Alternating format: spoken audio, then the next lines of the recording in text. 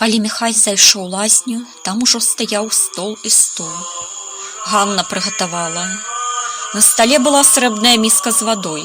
Побач свяча ў высокім тонкім падсвечніку, ды кубачак з нечым сыпучым.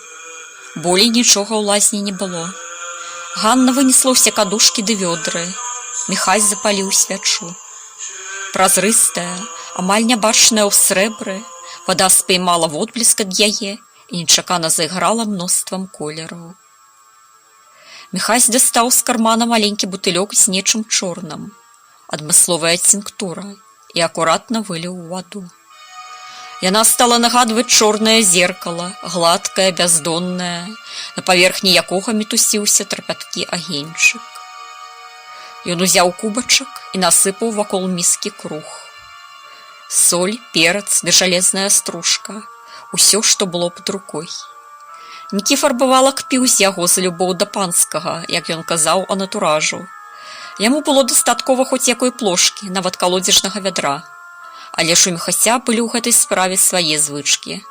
Ён не хацеў астаўляць пасля сябе запэцканае істотамі месца, на якім яшчэ год потым будуць з'яўляцца усялякія пачвараныя. Таму рабіў усё акуратна і точна. Потым сеў на стул, падставіў руку пад бараду і, паўзакрыўшы вочы, пачаў глядзець у чорнае вадзяное люстэрка. Спачатку паверхня нічога не адлюстроўвала, нават яго твар, але ж потым ён убачыў. На яго праз ваду глядзеў твар таго, хто калісьці быў чалавекам. Здавалася, што істота так і застыла на мяжы пераўтварэння ад чалавека ў ваўка ці наадварот.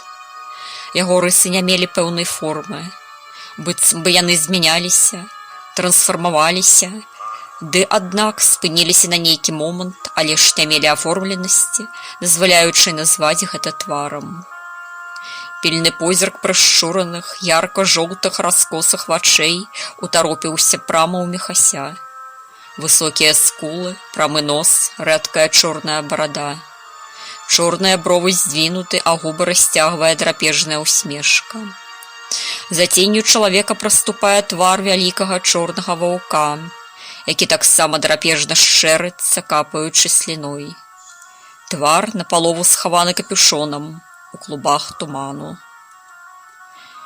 «Здаецца, за ім веткі», – падумалася Міхасю. «Дык, значыць, у лесе, усё яшчэ тут, няўжо не сышоў?» – з жахам падумалася яму, з жахам не за сябе. Аб сабе ён даўно ўжо не думаў, ды і прыгадаць тыя часы, калі ён чагосьці баяўся, ён не мог. І раптам істота нешта вымавіла, як праз тоўшчу вады ці здалёк данесліся да Міхася словы. «Здароў будзь, нашчадак нашага ваўкалачыяга роду! Даўно не бачыліся!» «Я спадзяваўся і не паўбачымся», – дзёрзка адказаў Міхась. «Я спадзяваўся, што ты падох».